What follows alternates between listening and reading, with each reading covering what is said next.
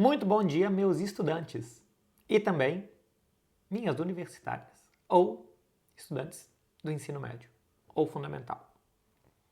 Eu não sei como é que fala, mas hoje em dia, meu povo, cafezinho chegando com voz meio rouca de sono mesmo, hein? Para vocês saberem, fui dormir ontem mais ou menos 2 da manhã porque o jogo do Barcelona acabou às 11.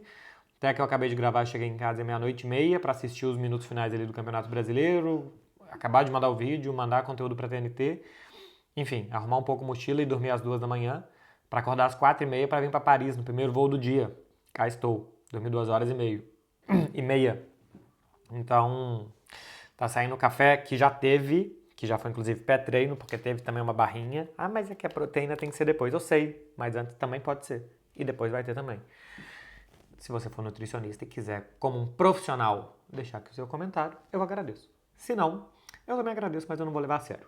Meu povo, Manchester City, Tottenham, Bayer Leverkusen, Borussia Dortmund, Le Havre contra PSG e um pouco de campeonato brasileiro, especialmente zona de rebaixamento, que é o que eu estava com um pouco mais de atenção mesmo nesse final de semana.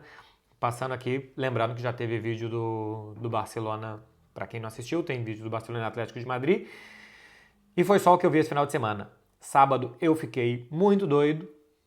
Sexta-noite eu sei que teve alguns jogos, mas sexta-noite eu fui ajudar uma amiga com mudança, carregar colchão dentro de uma caixa. E sábado, churrasco com os meus amigos. E ali comecei às 11 da manhã a transportar gás. E eu parei às 11 da noite, transportando um amigo até a esquina da casa dele, cambaleante. E eu acredito que eu também, ele deve ter pensado a mesma coisa. Manchester City e Tottenham. 3-3. Um grande jogo com um evidente erro da arbitragem, né? A bola do Haaland muito boa para o Grealish, que ia ficar cara a cara com a defesa perseguindo ele. Não acho que seria uma chance tão clara e evidente assim. Ia depender ainda se essa chance que parecia iria virar uma chance clara, mas cara, é um lance muito fácil de se dar a vantagem, que o árbitro não deu a vantagem. Sobre esse jogo, o que mais me chama a atenção é o fato do Manchester City em uma semana ter tomado 6 gols, de não ter tropeçado na Champions pela força do ataque para virar o jogo contra o Leipzig, mas na Premier League ter tomado 1 do Liverpool, ter tomado 3 do Tottenham. Antes disso já vinha de tropeço também, né, no campeonato inglês. Então é um time que não está conseguindo, e pelo título do vídeo do Fred, eu acho que ele fala sobre isso também, porque eu não assisti o vídeo do Fred essa semana, sobre a falta de controle do Manchester City. Os gols do Tottenham. O primeiro gol do Son sai de contra-ataque, um escanteio para o Manchester City e um ótimo contra-ataque do Tottenham. O segundo gol do Kulusevski. O segundo é o do Kulusevski? Agora eu já nem me lembro. Mas enfim, o segundo gol sai de uma roubada de bola. Manchester City tenta sair jogando, se antecipam ao Haaland. E vocês me desculpam que eu não vou falar o nome dos jogadores, é porque o Tottenham estava muito mudado e foi no mesmo horário do Bayer Leverkusen em Dortmund que eu assisti este com áudio e o outro sem. Então, o do Manchester City vai me escapar nomes próprios, talvez. Mas enfim, é uma roubada de bola, na saída de bola do Manchester City. E o terceiro gol do Tottenham é um gol completamente construído pelo Tottenham. Então o Manchester City tomou gol de todos os jeitos. E o Guardiola, quando ele ganhou os campeonatos nacionais, em quase todos eles, se eu não estou enganado, ele teve a melhor defesa.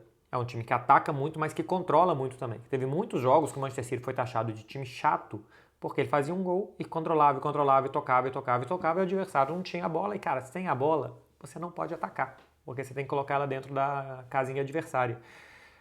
Tem menos controle o Manchester City essa temporada. Se explica pela escalação, né?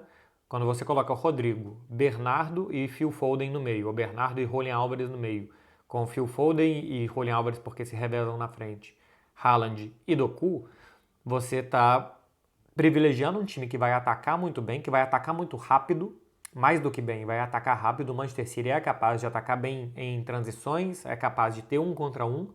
É diferente da temporada passada, que com Gundogan e Kevin De Bruyne e o Grealish também no time titular, esse time queria pausar muito mais os jogos e empurrando o adversário para trás e rodando a bola até achar a linha de passe ou de cruzamento para o Haaland. Nessa temporada tem mais coisas o Manchester City para marcar nos seus rivais, porém tem menos controle.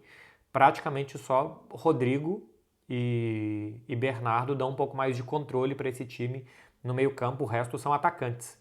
Então, Que faça gols igual antes, tudo bem. Que esteja tomando mais gols é sinal de um desequilíbrio do time nesse momento. Me parece que é escolhido esse desequilíbrio pelo Guardiola. Acho que ele acredita que o time vai conseguir, no final das contas, marcar mais gols do que sofrer. Mas que está deixando os pontos escapar no campeonato inglês aqui e ali. Por conta disso. 2 tropeços em casa, inclusive, seguidos. Né? Para Liverpool e para Tottenham. Emerson Royal de zagueiro. Fez até um jogo bom, né? Eu não tinha visto ainda o Emerson Royal jogando naquela posição. Eu vi em alguns momentos atacantes de costa para ele fazendo 1 contra 1. Acho que foi até ok o Emerson Royal por ali. Eu queria dar um destaque de um gol, que é o segundo gol do Manchester City. Para vocês verem, eu não posso, infelizmente, por direitos, colocar aqui, porque ia ficar muito mais legal eu explicar mostrando o lance. Não pode fazer isso, senão bloqueiam o vídeo. Mas assistam numa segunda tela ou saiam daqui e quando vocês forem impactados ou vão buscar o segundo gol do Manchester City, a movimentação que o Haaland faz. Não tem nada demais. Ele simplesmente se posiciona nas costas do zagueiro para esperar um passe que a bola está na intermediária, ela vai para a ponta esquerda e ele se posiciona atrás para receber no segundo pau. No que o Haaland se posiciona ali, o zagueiro do Tottenham que está vigiando ele, eu acho que o Haaland gera um medo tão grande dos adversários que ele dá 2 ou 3 passos a mais para trás do que ele deveria dar e abre um espaço muito grande entre os 2 zagueiros. E por ali, o Julian Álvares entra, cruza para o Phil Foden, que faz um gol muito fácil. Simplesmente porque o fato do Haaland ter ido para o segundo pau arrastou o zagueiro com ele.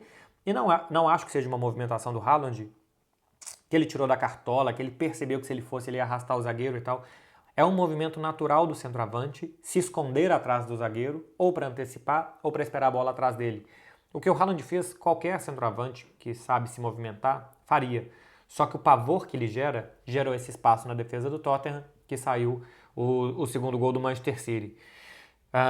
Sobre esse jogo era isso que eu queria dizer. Bayer Leverkusen e Borussia Dortmund, 1-1.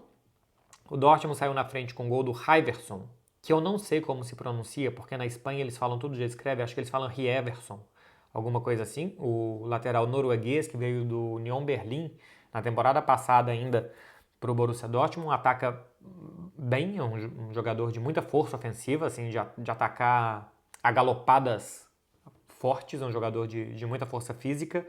Faz o gol logo cedo, numa muito boa jogada, muito bom pivô do Füllkrug, que é aquele atacante que era do Werder Bremen, que hoje está na seleção da Alemanha, que pintou aí como um possível atacante para o Bayern de Munique, que não quis. Também acho que assim, entre ter Choupo-Moting e contratar um outro atacante um pouco melhor não valia a pena dar um salto para Harry Kane, mas na temporada passada faltou esse 9 para o Bayern de Munique. O Dortmund contratou essa temporada, tinha saído o Haaland, o Haller não conseguiu se acertar pós problema de saúde que teve, e o Füllkrug vai vivendo uma boa fase. Já tinha jogado bem contra o Milan no meio de semana, fez uma bela assistência pro primeiro gol. 4 minutos. E depois, meu povinho, é um amasso do Bayer Leverkusen. Asfixiante a pressão que teve. No primeiro tempo, eu não conferi a estatística no final do jogo, mas no primeiro tempo a gente chegou a ter 90% do tempo de bola ou no meio campo ou na intermediária de ataque do Bayer Leverkusen, de defesa do Dortmund. O Dortmund basicamente não conseguia passar do meio campo, cara, 10% do tempo só. O Borussia Dortmund chegou no terço final de ataque. Dessas estatísticas que a gente tem de jogos que o campo parece que está inclinado e tal, eu nunca tinha visto uma de 90% assim. Pegando as estatísticas do jogo, 23 chutes do Leverkusen a 6, 16 escanteios a 1, 41 cruzamentos do Bayer Leverkusen. E aqui tem para mim o que é o principal. Chances claras, 2-2. Com tudo isso, o Bayer Leverkusen não conseguiu criar chances claras, porque o Borussia Dortmund fez uma coisa muito boa que foi dar os lados e não deixar atacar por dentro. No vídeo que eu fiz aqui falando do Bayer Leverkusen, eu tinha destacado como esse time cruza pouco. O Bayer Leverkusen é um dos piores times cruzadores de bola da Bundesliga, porque ele tem o Boniface, que é um atacante que sai muito da área, e os outros jogadores não são de preencher a área. Tem 2 jogadores que fazem muitos gols, que são o Frimpong, que é o ala pela direita, e o Grimaldo, o ala pela esquerda, que são alas meio pontas. Então eles são jogadores de chegar em diagonal, de aproveitar espaço, de perceber que uma movimentação do Wirtz, do Hoffmann, um passe desses caras vai abrir espaço para eles chegarem finalizando. Mas não é um time de encher a área de jogadores para cruzar. Então o que fazia o Dortmund? Não deixava essa bola entrar por dentro. Deixava que principalmente o Frimpong jogasse mais livre pela direita para cruzar para pouca gente na área. Porque entrava o Boniface, que não está jogando bem já tem umas semanas, que acabou fazendo o gol, mas foi um gol mais fácil, que deixava ele praticamente sozinho dentro da área. Tanto que no final do primeiro tempo tem um gol do Wirtz anulado, que é uma das poucas jogadas que entra mais de um jogador na área, e é um gol meio ocasional, assim, né? Porque parece que o Frimpong tenta cruzar pro Boniface, ela vai nas costas de todo mundo e o Wirtz aproveita para fazer um gol que é anulado porque tinha um impedimento prévio. 41 cruzamentos, 3 certos. Só 3 cruzamentos certos. Uma porcentagem de 7%. A porcentagem normal do Leverkusen é de 21%. Mas não é porque cruzou mal, porque fez o movimento do cruzamento mal. É porque estava tão bem defendida a defesa do Borussia Dortmund que esse cruzamento, o normal é que ele não encontrasse um rematador dentro da área. Então, muito bom jogo defensivo do Borussia Dortmund. Bom jogo mesmo, taticamente inteligente, conseguiu desempenhar bem. Eu já tinha imaginado que o Xabi Alonso deveria colocar 2 atacantes para encher mais a área. Na primeira jogada, quando entra o Tchik, ele dá o passe, ele recebe por dentro, onde não estava conseguindo jogar, porque você tem mais gente dentro da área, você desloca um pouco mais a marcação e faz o passe para o Boniface marcar. Mas depois os cruzamentos continuaram acontecendo sem muito mérito, sem encontrar um atacante dentro da área. E o Borussia Dortmund no segundo tempo teve algumas chances com o Gitters e depois com o ADM, que entrou muito mal, de matar o jogo e acabou não conseguindo. Um ponto para esse jogo. Muito bom jogo do Kosu Onu, que é um zagueiro da Costa do Marfim ou de Mali, agora não me engano.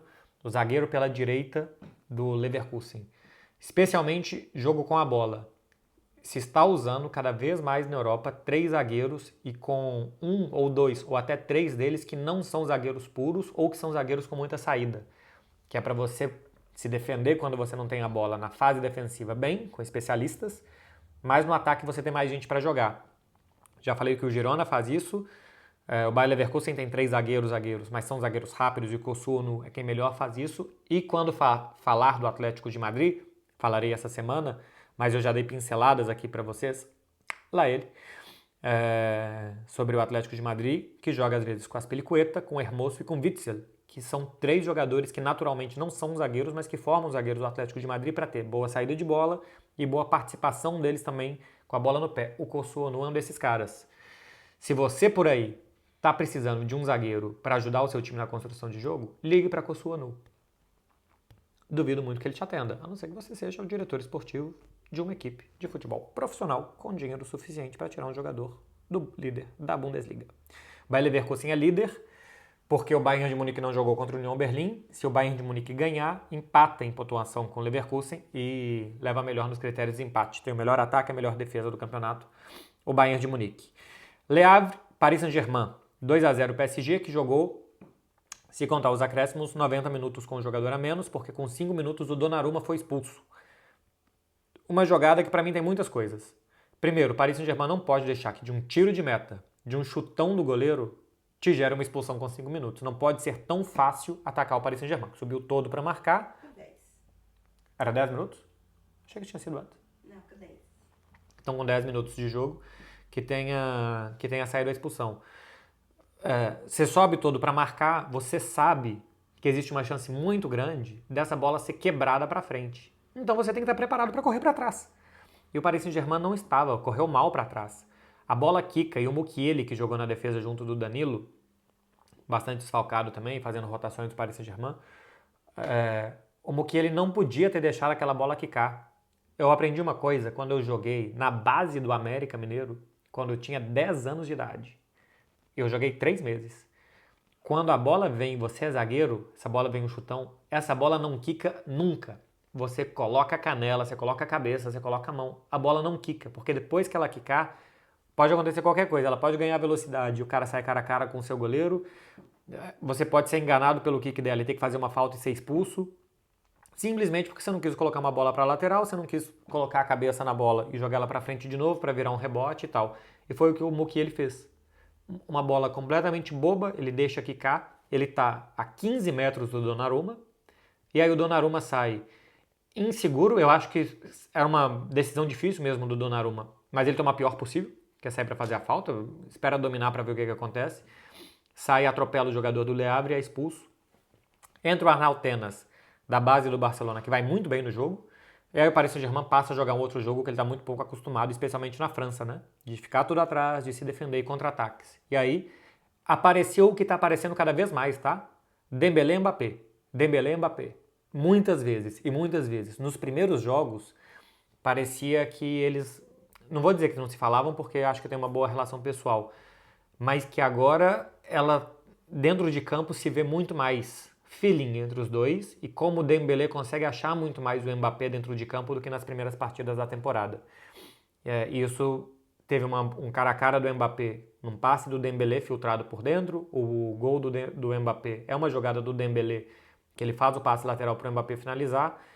18º gol do Mbappé com o Paris Saint-Germain na temporada. Está colocando o time nas costas mesmo para finalizar as jogadas. Depende dele, ele vai lá e resolve. Marcou em quase todos os jogos da temporada até aqui. Das 9 finalizações do Paris Saint-Germain, 5 dele no jogo. Um jogador que termina todas as jogadas, que realmente puxa as rédeas do jogo para ele. No final, o Vitinha, né, ainda acabou fazendo o segundo gol do Paris Saint-Germain, que ganhou por 2-0, um jogo que se transformou muito difícil por essa expulsão do Donnarumma. E olha, eu sei que pela hierarquia o Donnarumma vai voltar e vai ser titular, mas olho no Arnau Tenas, hein? Era no Barcelona considerado assim um goleiro muito promissor. Em Barcelona existe uma certa revolta, que ele foi convocado para um jogo da seleção no final da temporada passada, a seleção de base, e não deram para ele a chance de jogar os playoffs e deram a chance para os jogadores do Real Madrid Castilha de jogar os playoffs, e o Barcelona acabou sendo eliminado para o Real Madrid Castilha nos playoffs para subir da terceira para a segunda divisão. Acho que acabou que até o Real Madrid não subiu. Esse era um primeiro playoff, depois tinha a final, o Real Madrid perdeu. Mas o que em Barcelona se tem essa revolta, essa teoria da conspiração, é de que a federação tirou um dos principais jogadores do Barcelona do confronto contra o Real Madrid. E o Arnau Tenas era considerado um dos principais jogadores do Barcelona B. Goleiro é uma posição muito específica. Quando você tem o Ter Stegen, não joga outro. Você tem 3 bons zagueiros. É suspensão, é lesão, é 3 cartões amarelos, é 5 cartões amarelos, é jogar com 3 zagueiros. Se você tem muitos meio-campistas, você joga com mais meio-campistas, você faz substituição durante o jogo. Atacante é a mesma coisa, goleiro você não troca. Goleiro joga todos os minutos, quase sempre. Então, os goleiros bons que o Barcelona está formando, o Iñaki Peña saiu para o Galatasaray e acabou voltando, o Arnau Tenas saiu. E tem uma curiosidade, todos eles com uma técnica muito alemã.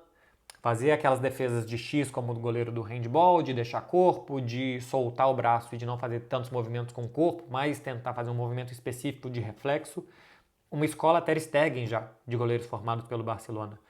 E olho no Arnau Tenas, porque em toda a base do Barcelona falava, inclusive, que ele era melhor do que Iñaki Peña, que fez um jogaço contra o Atlético de Madrid. E já passando aqui um pouco sobre Ter Stegen, as dores nas costas não passam. É dúvida já para o jogo contra o Girona, quase descartado, e já se fala da possibilidade dele precisar passar por uma operação e ficar 2 meses fora. Seria operar agora no início de dezembro, no máximo na semana que vem, para voltar no início de fevereiro e tentar jogar as oitavas de final da Liga dos Campeões. Porque não consegue se movimentar, as costas é muito importante para um goleiro, para todo mundo, né? Mas para um goleiro que tem que fazer muitas jogadas esticadas, né, de alongamento, ainda mais. Então pode ser que o Barcelona não tenha o Ter Stegen por 2 meses e até pode ser que ele não jogue as oitavas de final da Liga dos Campeões. Já começa o relógio a correr contra o goleiro alemão do Barcelona. Eu falei aqui dessa base Ter Stegen com o Iñaki Peña e também com o Arnau Tenas no Paris Saint-Germain.